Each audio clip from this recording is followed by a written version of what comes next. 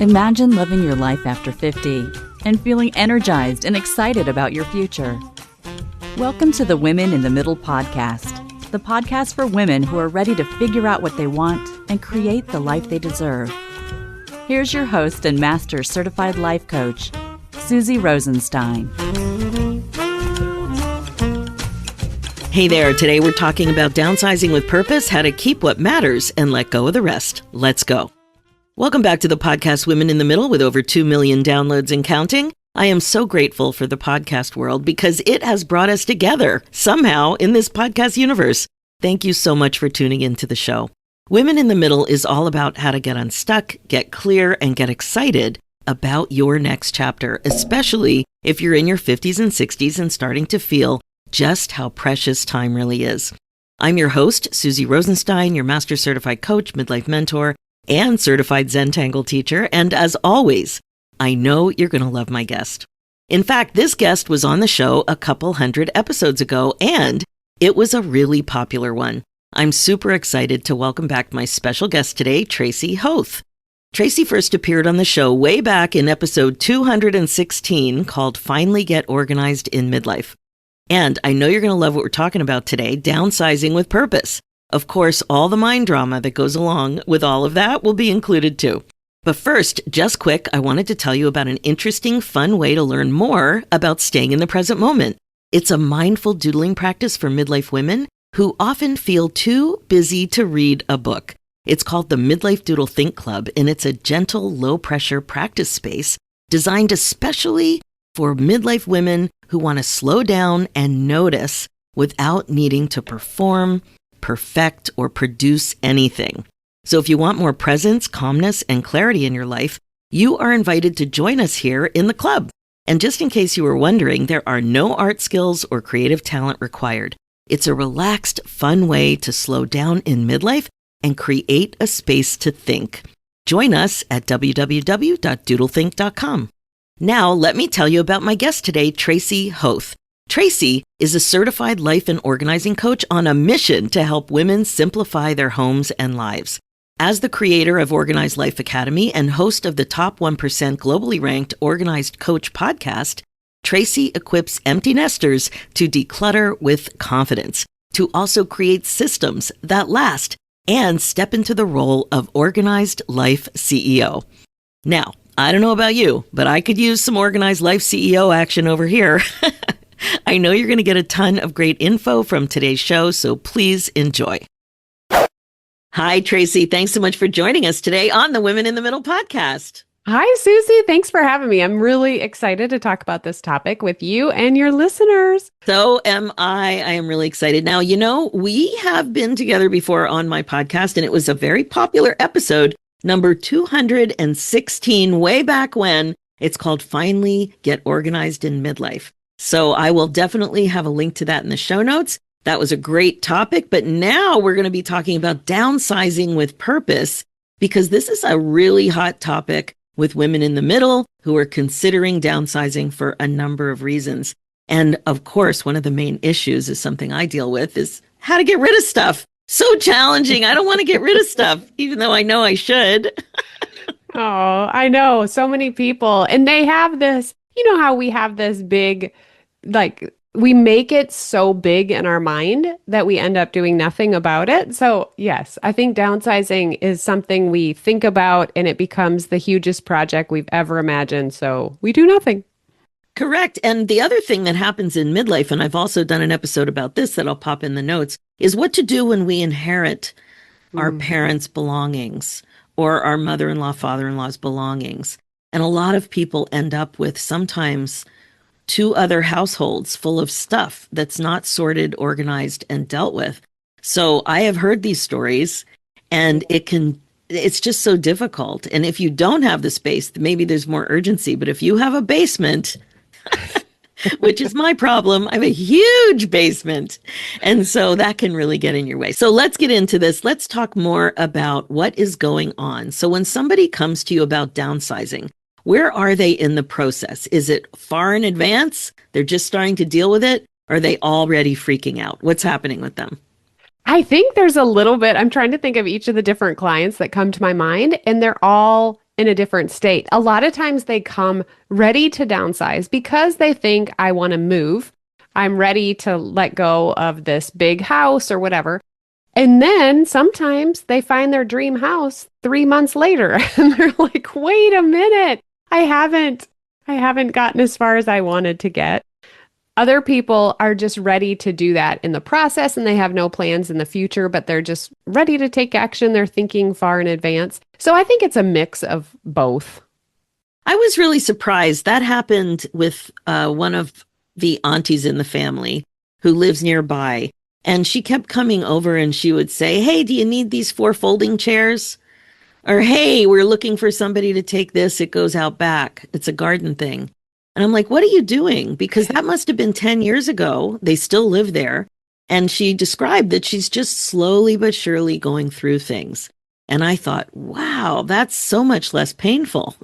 Yes, that makes me think it's like a practice, like you have a yoga practice and you just practice it and you're doing it constantly and thinking about it and enjoying it and getting better and better at it. That makes me think of your auntie, like doing that process and having that practice in your life. Like we should all have that as we're going through life, not thinking about it like it's a tragic thing that we do right before it's time.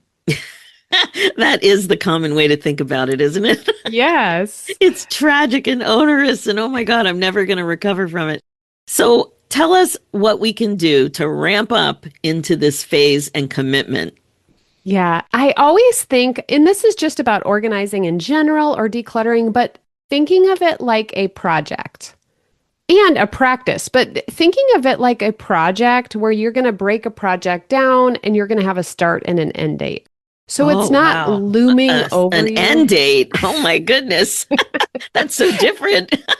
And from there, you can do a practice of by the time you get to that, in several of the broken down things, like room by room or whatever, you're going to be so good at it because you're practicing the 5 organizing steps and you're just getting better and better at doing them. But thinking of it like a project just helps your mind. It's not like it's looming there forever. It's like, oh yeah, I'm focused on this for this amount of time and then I'm going to be done. Wow. So what are those 5 steps? Oh, the organizing steps spell Yes. the word space. And the interesting thing is, I use these same organizing steps for now 17 years, and they work for everything. They work for your stuff and your physical stuff. They work for your mind. When you feel overwhelmed, you can use these steps. They work for a project and your calendar and everything. So the steps are sort. I always tell people to sort first because a lot of times people think they have to go straight into making decisions. And the sorting step is so important because it's easy and you can do it fast. And now you know what you have in each category. And then purge. The next step is to purge. And in this step, I tell people pick your favorites, just choose your favorites, and then make decisions by asking other questions. And I'll share something I like to help people do to help that step be a little easier or have some guidelines. Once you know what you're keeping, you assign homes. So sort, purge, assign homes. You're going to decide where does this thing get to live so that it's easy to pick up quickly and put things away.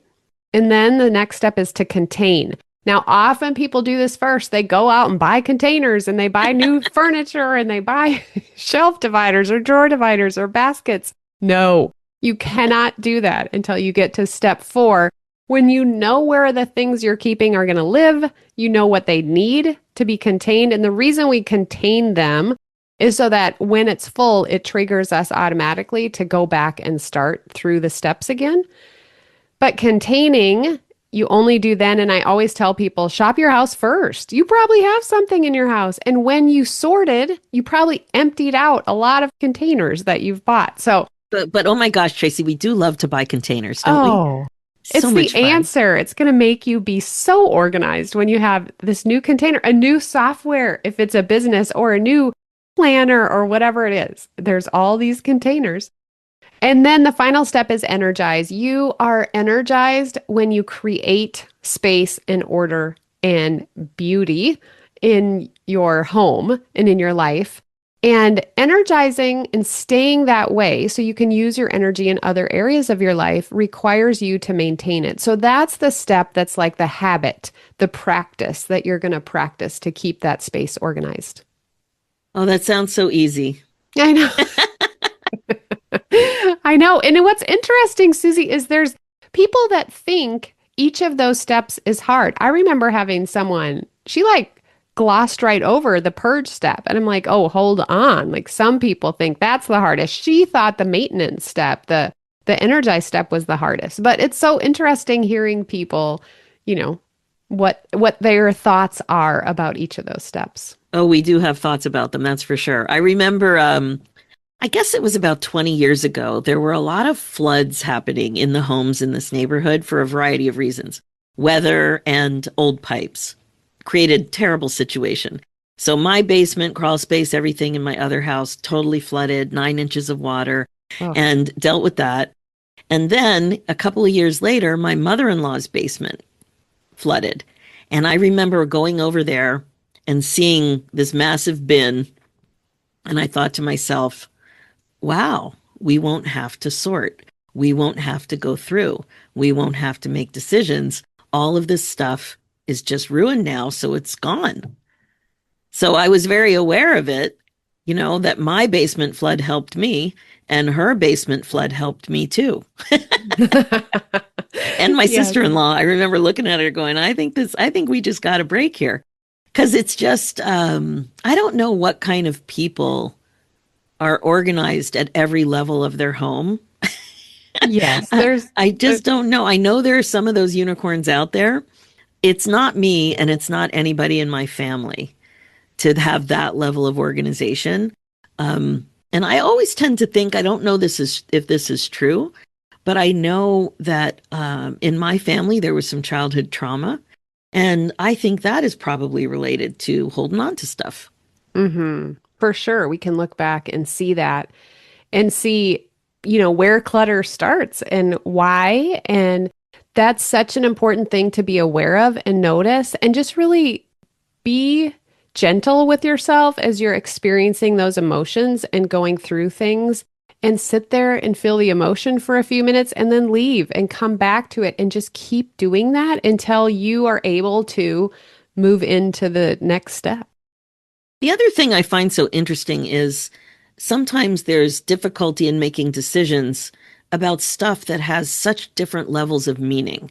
So, for example, paper stuff, you know, old files, just stupid stuff that is still hanging around versus my grandmother's stamp collection.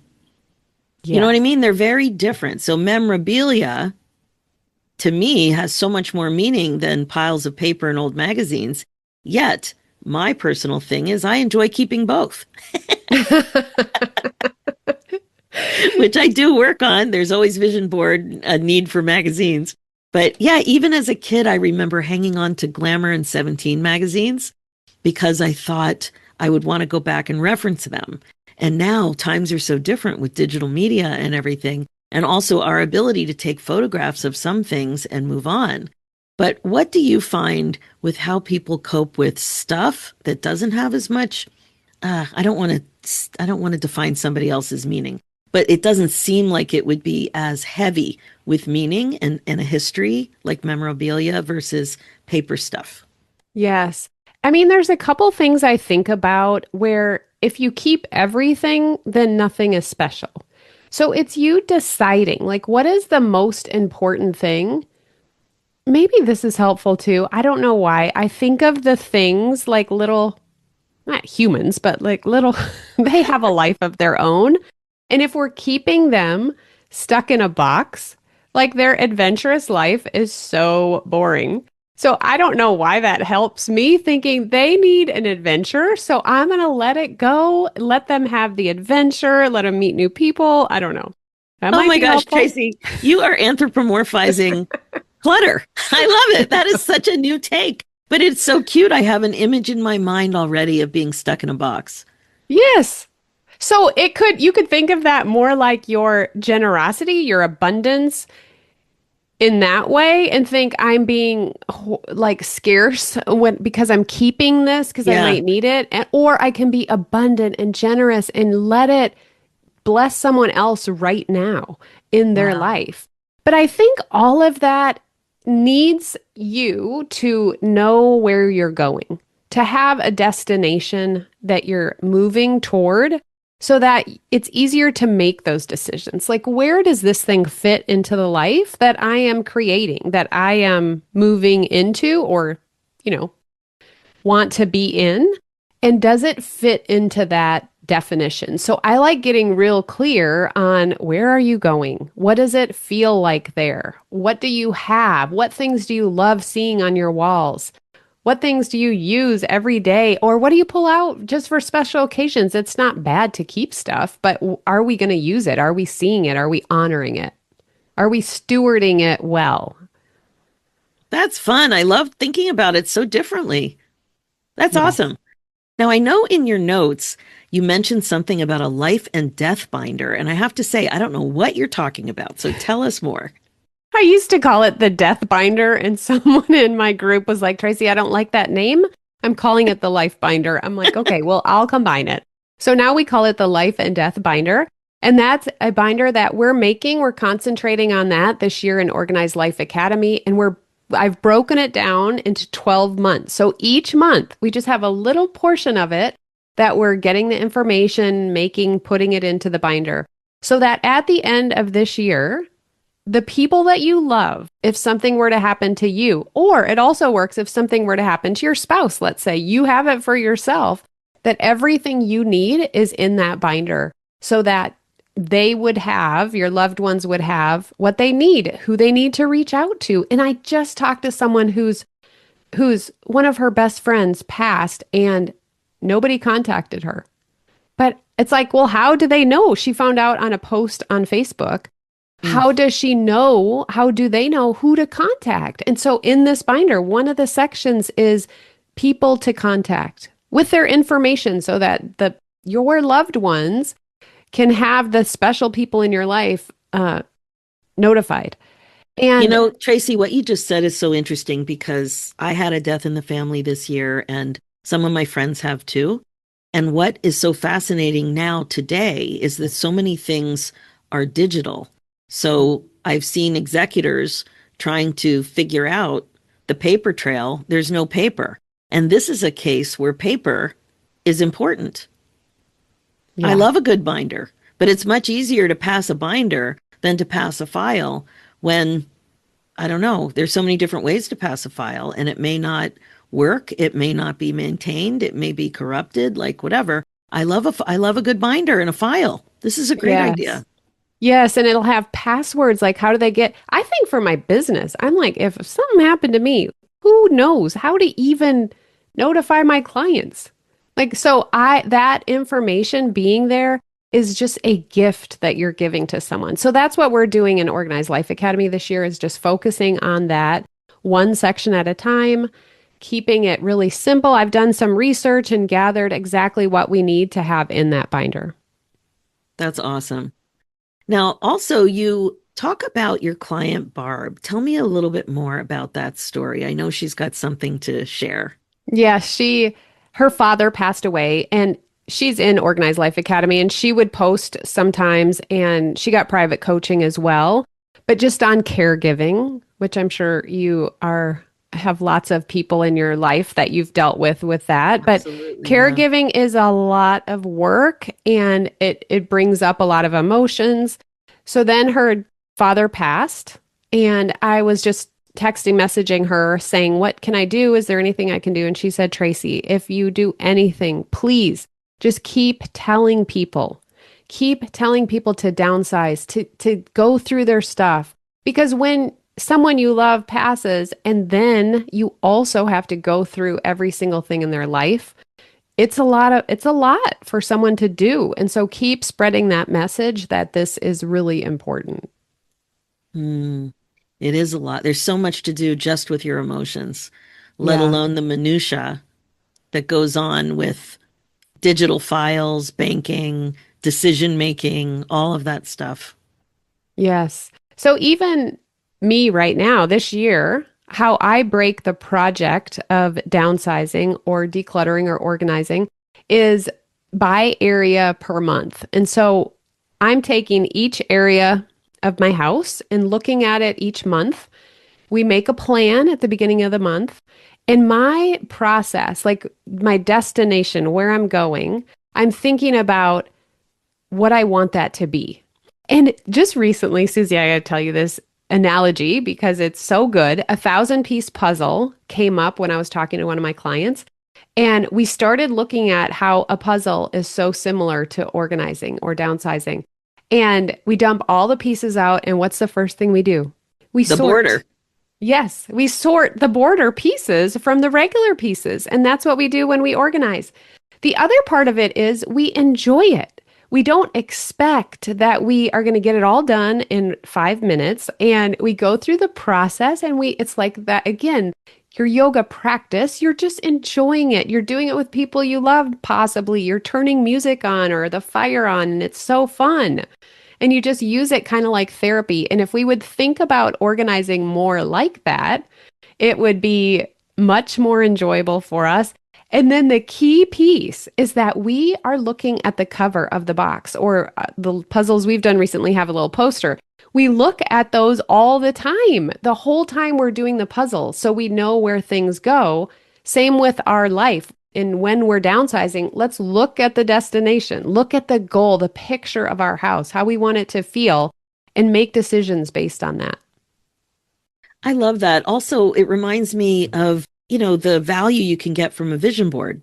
So on a vision board, you're thinking, oh my gosh, I want to be in a one-bedroom apartment in Hawaii or whatever it is, right? Ooh. And then you can just have that as your motivating vision of what you want to create for yourself. Like right away, I don't know where I'll end up. I hope it's someplace warmer than Toronto in the winter.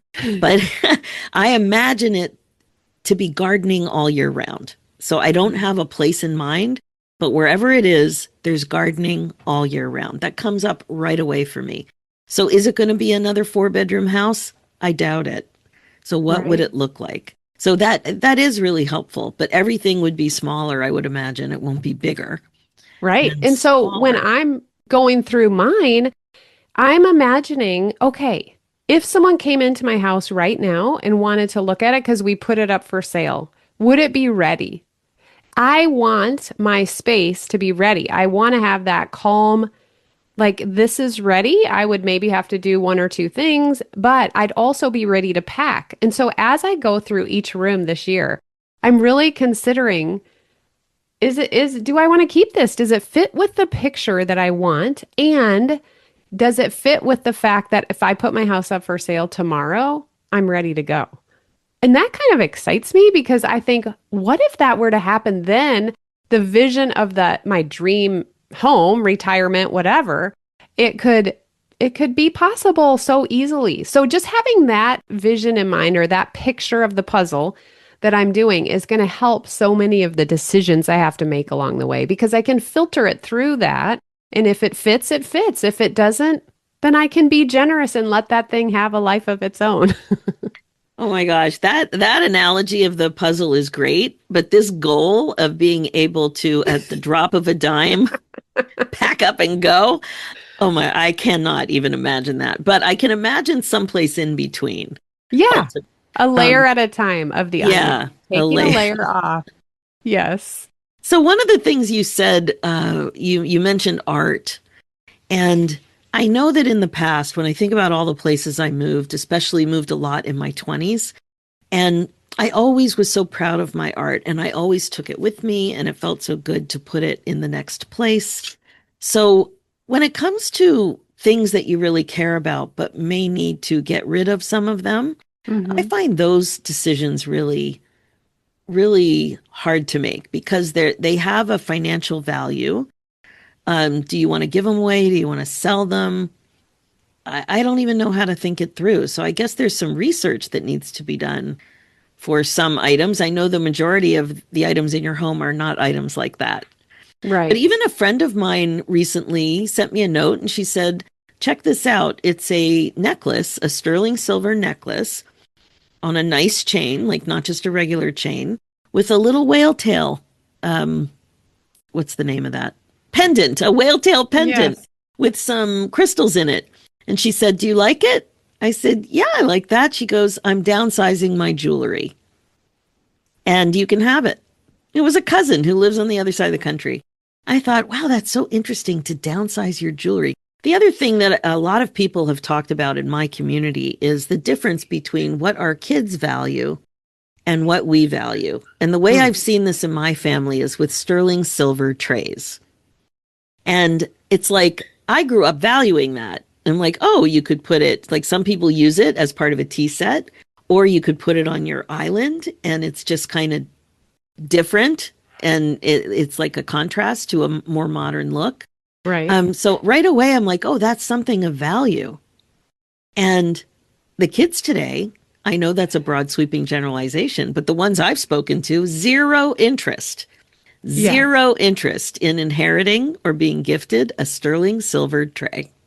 Yes, the kids do not want much of what we have. And you can even start asking, texting out pictures of things that you're wondering if anybody would want. Start having that conversation because it's interesting if you're in this area of work, you've had those conversations. But if not, people are shocked. Like, what? You don't want that? And they're kind of hurt by that. And so that's interesting. It makes me think back to Barb, and Barb's dad had a lot of special things, some very unique collections.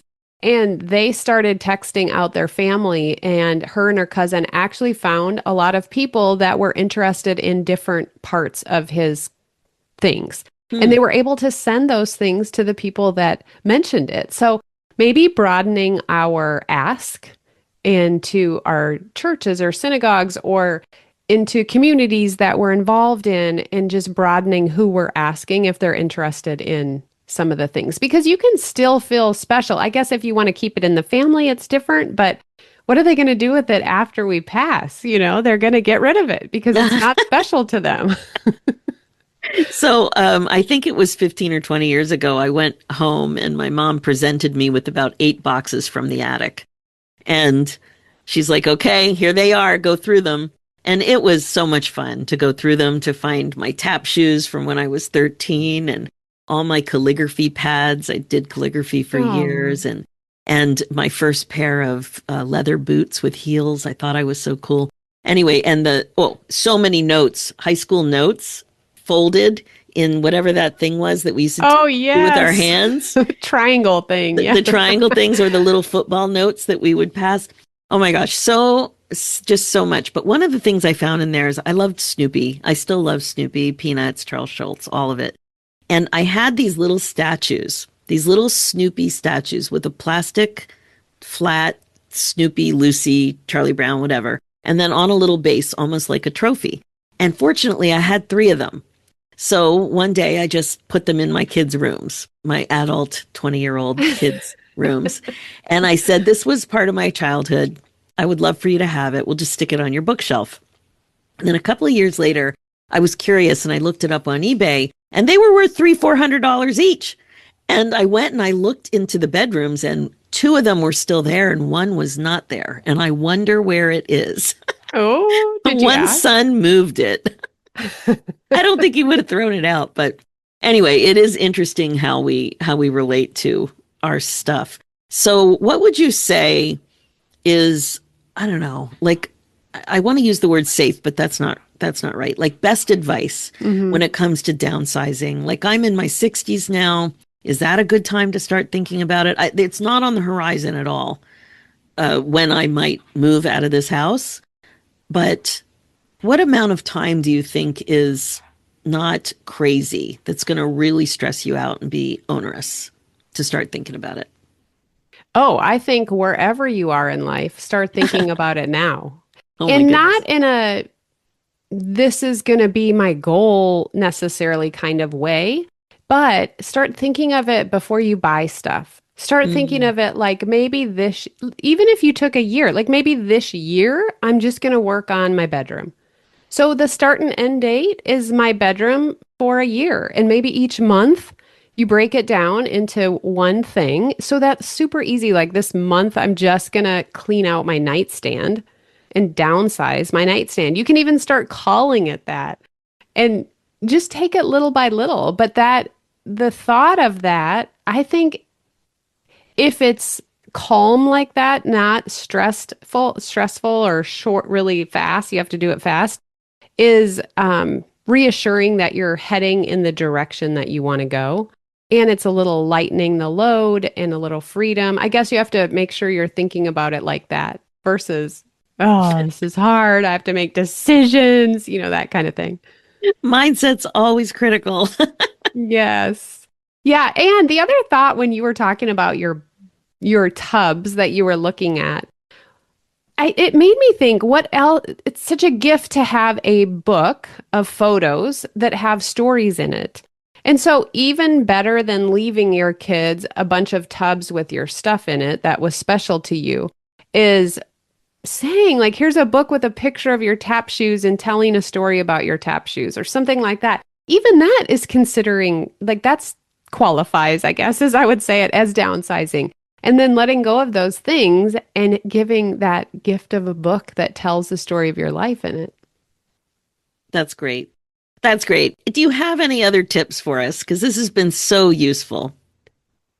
I would say you treated it like a project. You have a start and end. You kind of break that down.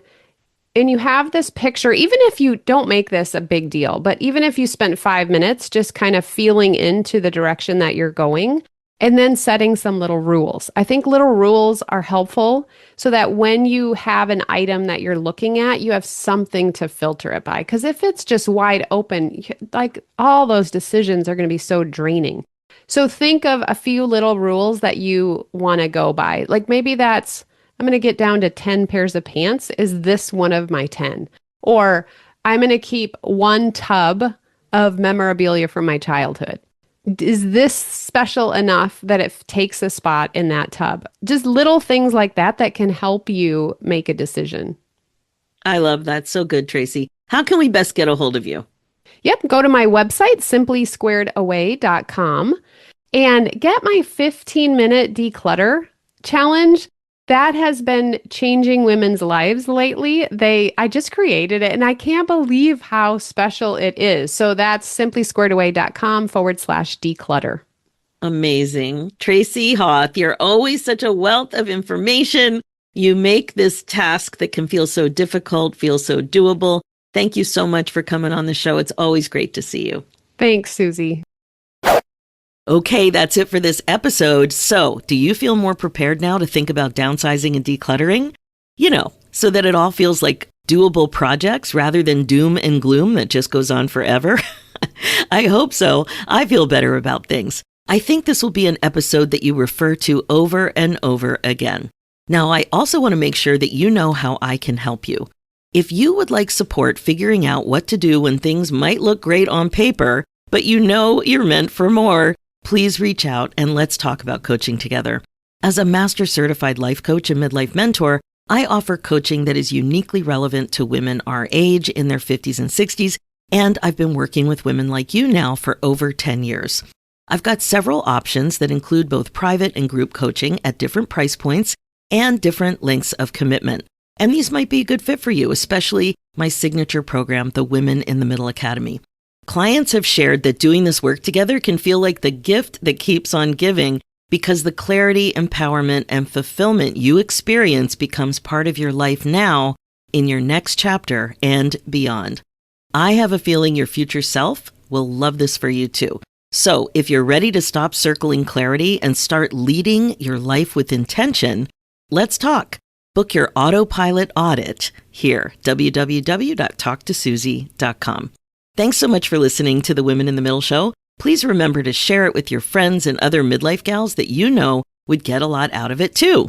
My focus is to help you get unstuck and get on with the good stuff. Being the queen of your brain domain is the best way to be. It is time to stop waiting for the right moment and start creating the happiness, excitement, joy, and fulfillment that you crave. If you want to doodle your way to midlife calm, head over to www.doodlethink.com. For show notes and links, go to www.susierosenstein.com and click on the podcast tab and look for episode 447.